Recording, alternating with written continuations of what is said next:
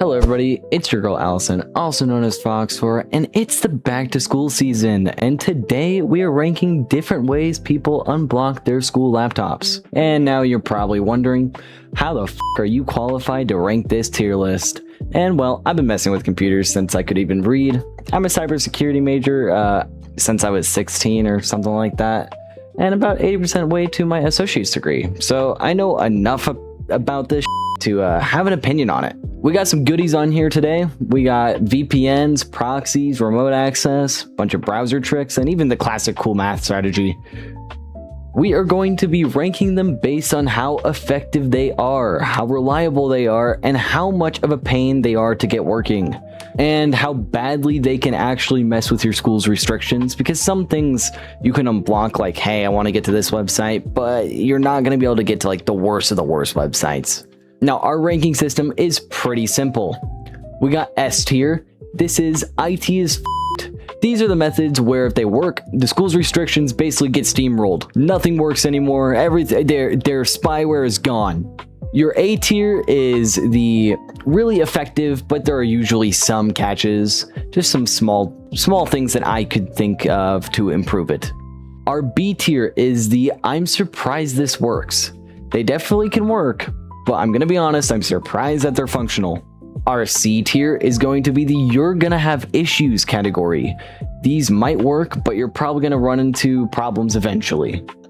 Your D tier is usually limited and easy to block, and they're just usually not worth the hassle. This is our IT deleted this crap immediately. And then there is the I'd rather die category, and that should be pretty self-explanatory.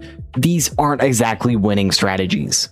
All right, now we're going to start off with a goodie here. We're going to start off with the classic old Opera GX strategy, or any alternative browsers. You might be let's say it sets you to Edge by default for whatever reason, you try and hop on Opera GX or Firefox to get unblocked stuff.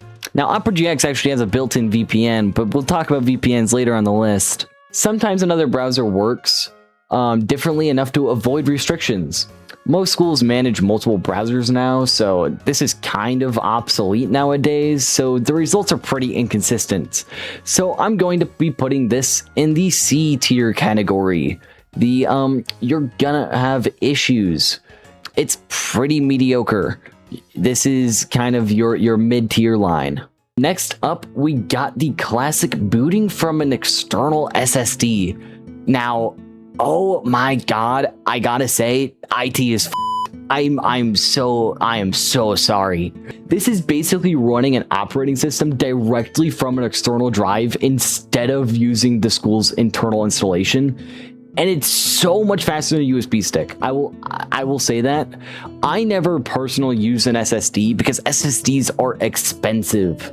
Although, if you have one lying around, oh my god, it's pretty much, you have a completely separate environment.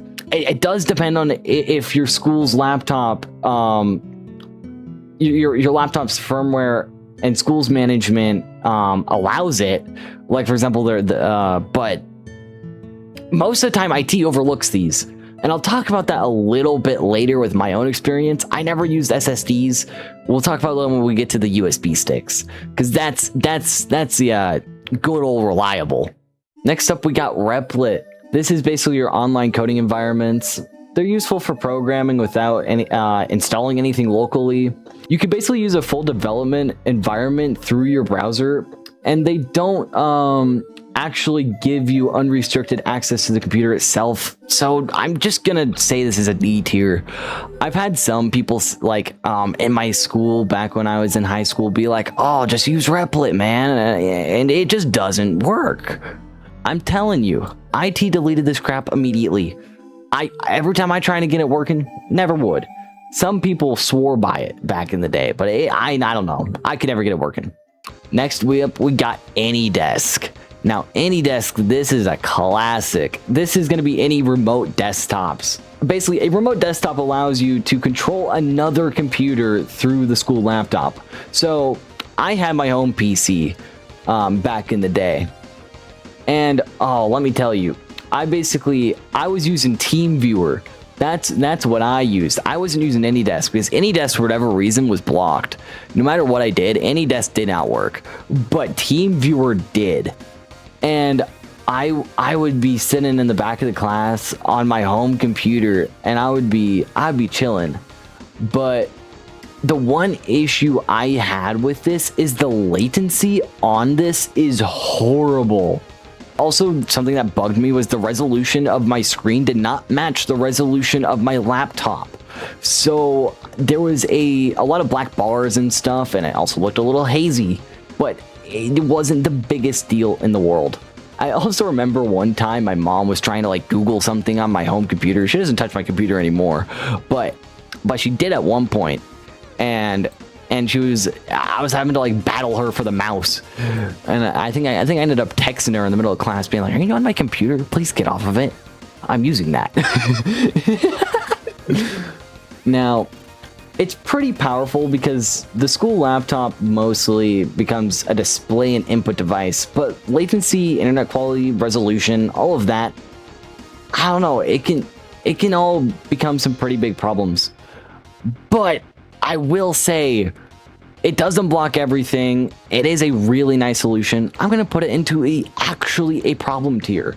This is a pretty like reliable way to unblock your PC, but it does require you to have a PC of your own or another device at least to run. So that is a con. Now, here's where we get into the controversial ones. We got cool math games. This is an absolute classic. I have some great memories playing some cool math games in the back of class or any of those other sites. This goes for any of them. If there was any of those game sites that you would find, you were going like, I think there's Unblock Game 77 or something like that. I don't remember. We had a lot of them back in the day. These sites were, I like them, but here's my issue with cool maps or cool math games. If it's not already there or what you're looking for, it's kind of useless, and you're also not really unblocking anything, which is why it's going in the I'd rather die category. I hate these things because a lot of the games are cheap on there. They're not fun, and I would so much rather just use a USB stick, unblock my PC, and play Steam in the back of class, where I would be playing Getting Over It in the back of art class. Because that's actually what I did back in the day. I used to speedrun Getting Over It in the back of class. Next up, we got the classic VPN. I talked about these earlier because they work with Opera. They have built-in ones now to some of the operating systems. And now VPNs, essentially, it routes your internet traffic through another server, which it sometimes can make a network filter see a different connection than it normally would. They're useful when the problem is specifically a network filtering issue, but schools can block VPN services or detect their traffic, and they aren't guaranteed to work. So I'm not a huge fan of the VPNs. They are good for specific use cases, especially as a quick fix and not a long-term, this is a unblocking scenario. Man, I remember a few times my teachers would want to go to a specific website or video, and it was blocked on all of our laptops, but then I would just throw on the VPN so I had access to the video. But overall, this is a pretty mid-tier category. It's better than Opera, I will say that, or at least better than the browsers. I will say, I'm surprised this works. It works for a very large majority, but it's not gonna be to the point where it unblocks everything. Now we are moving to the Penguin. This is just Linux. This is dual booting. This is the logo I found for dual booting. Now, dual booting means essentially you are running two operating systems on the same computer and choosing which one starts when you turn it on. And it gives you a pretty separate environment, actually a completely separate environment from the school's OS. And it does have a catch where you need enough storage space But if your school's computer have enough storage space and you have some decent understanding of partitions, bootloaders, and firmware, then this is a easy IT is f***ed. This is actually my personal choice. Now, I'm not putting it above SSD for one simple reason. I got caught. I dual booted my PC freshman year of high school.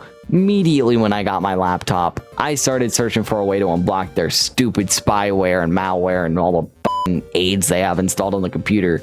So I realized that the boot manager was completely unblocked. They didn't put a password on it my freshman year. I was the entire reason they put a actual password on the managers. And I got away with dual booting my computer for around 6 months. It was ridiculous. And I eventually just never would change back to Windows. And I remember it said my PC was offline for 5 months when I looked at the IT guy's screen. And that wasn't even what got me caught. It was the fact my Linux operating system, I was using Kubuntu, and that didn't have Google Docs installed. And I wasn't like gonna buy it or figure out a way how to get it on there. I don't know if you even could. I don't know. I don't use Linux anymore. I really should. Linux is like goated. But now I've been using Windows 11 mainly because it's convenient. But yeah, I went down to my IT teacher's room because they forced me to. I was unable to switch back to Windows, and then my IT guy looks at it and he's like, "This is fucking Linux." And he's like, he looked at me in my eyes and was like, "What did you do?" And needless to say, I got suspended. I got 2 days of ISS, in-school suspension. And honestly, that is not that bad for 6 months of playing Steam in the back of class. But another thing I loved about this was you're able to connect it to your phone and control this from your phone, control your computer completely from your phone, because it's Linux. You can do whatever the hell you want to it. It was great. Enough about that. Moving on to node unblockers. Now, these were pretty self-explanatory back in the day, but I don't think they're as common as they are in today's age. They're node-based unblockers that use JavaScript, and they use basically a server to fetch websites on your behalf, essentially putting another layer between you and the site you're trying to access. And they're cool because you can host the software yourself and customize it, but they're also so fragile because the school can just block the host domain. Whatever the hosting domain is, or the IP or proxy traffic itself, they can just block it. Which is why this is going... I was going to put this in the IT deleted this crap immediately, but you could have these running for a couple months. So I'm just going to put it in the you're going to have issues, because it's not a long-term solution. If you're doing it yourself, hosting it yourself, they are much more sustainable than if you are finding one online. Like, I remember, I think it was a like Greasy Fork. No, wait, that's something else. I think it was like Cheesy something was the one that everyone was using back in the day. But I ended up making one of my own websites that thrived for like 4 months.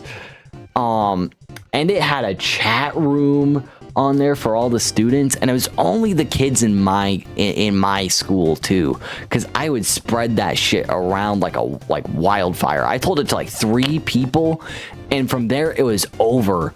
I remember that chat room was active during school hours throughout all sorts of times. I even made a Discord server at one point, but the account that had that, my Discord old account, got nuked. That got perm banned. That's a story for another day. So they can be neat, but you're gonna have some issues with them. They're not perfect.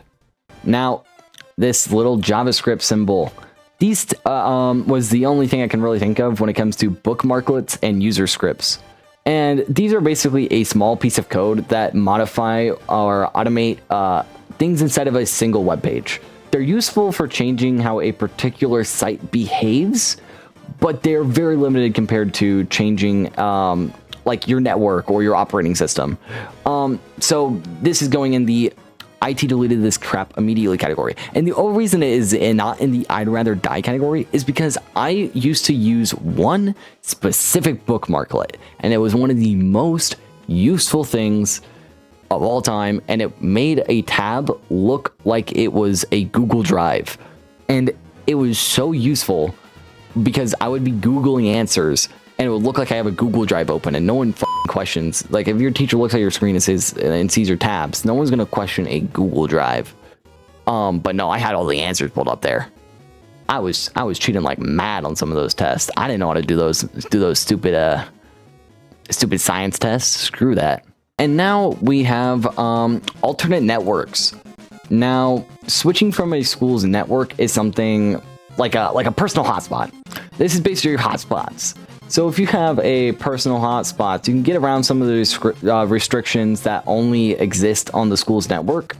The catch is it doesn't remove the restrictions built into the laptop itself. But anything beyond that, you're pretty much smooth sailing. I'm not gonna lie. This going on a hotspot, in my opinion, I mean, it worked better than VPN like 99% of the time. I never really had an issue with this. But this would fix most of it. Besides, it just didn't remove all the like crappy spyware and like obviously like the really horrible sites. Like, I mean, I can't imagine anyone's going on like Xhamster or some shit on a school network. But you fucking imagine. I actually have a story about that where, and I'll get to that when I get to this one over here. This is going in the actually a problem tier. Surprisingly, it works very, very well, but it only fixes the network side of the problem. But I will put it in the actual problem category, but a very low actual problem. Our next one up is virtual machines.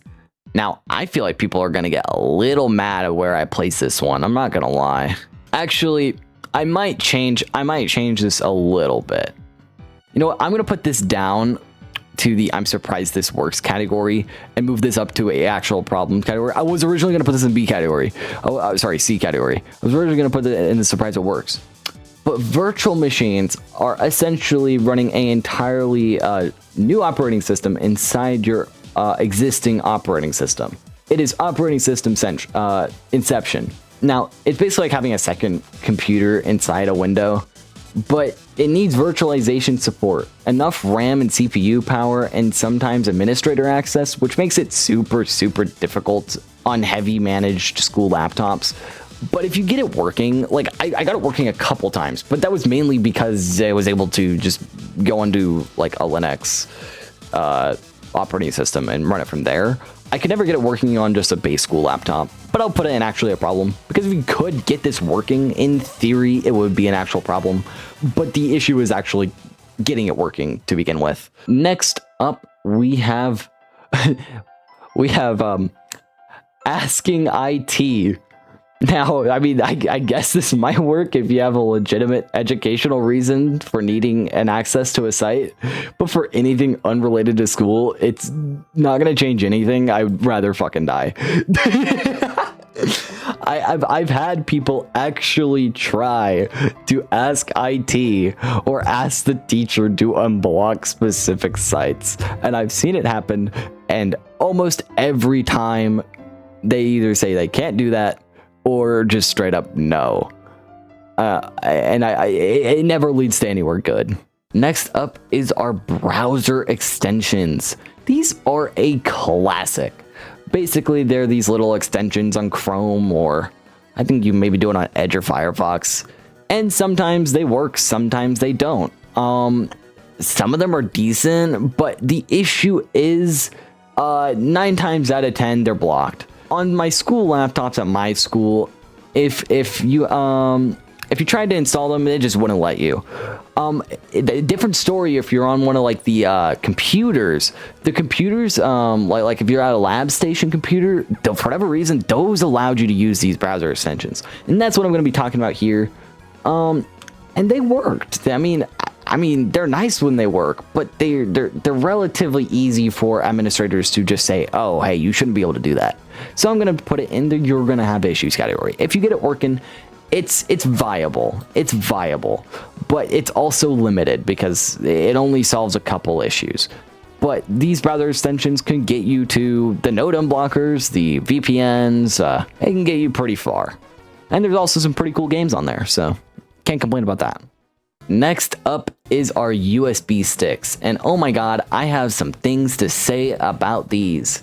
Now, I'm going to be talking about first booting from a USB, which means starting a computer from an operating system stored on a USB drive instead of loading it your school's normal installation, which is pretty simple. It's pretty much the same as an SSD, but a little bit slower, but I never really notice a difference personally. Now, it can provide you a completely separate environment. Although the boot manager is normally password guarded, there are actually ways to boot from a USB drive without using the boot manager, without needing the password for it. Which means that these are an easy S tier. But not only that, these are a little better than this, in my opinion, because first of all, you don't have to have the issue of, you can just unplug this at any time. I personally use Tails a lot. And Tails was very useful, although very, very, very, very, very slow. It was untraceable. And I used it for a numerous amount of things back in the day. We don't talk about most of them, but they were nice. It worked. But the one thing that makes these even better is you can just use these as normal portable storage devices. Now, obviously, you need a flash USB drive, but if you just use something like, I think it's Ventoy, then you don't really have that issue.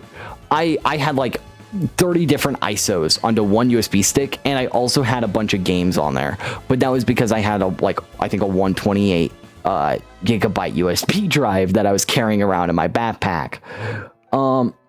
Like I said, you can just put games on here. So I would put COD 4 onto my USB drive and then plug it into all my friends' computers, drag and drop all the files, and then I'll start a match in the back of class with all my friends on a COD 4 server.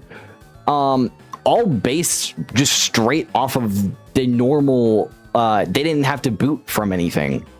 This is all just from the normal drive. So, like, easy S tier. There's not really much to say about it. IT's f***ed. There's not much you can do about this. The next one up is your browser development tools. Press F12, go and inspect element. This just doesn't work. This is pretty simple. DevTools are basically your inspect element button. Your F12. This is basically just used for debugging sites. They let you see and temporarily modify things that happen on a web page, but they don't actually magically remove any of your network or device restrictions, and it's pretty much useless. I had some people be like, "Can't you just inspect element unblock?" And I'm like, "What the fuck are you talking about? That shit doesn't exist. You're on crack." So yeah, no, IT deleted that crap immediately.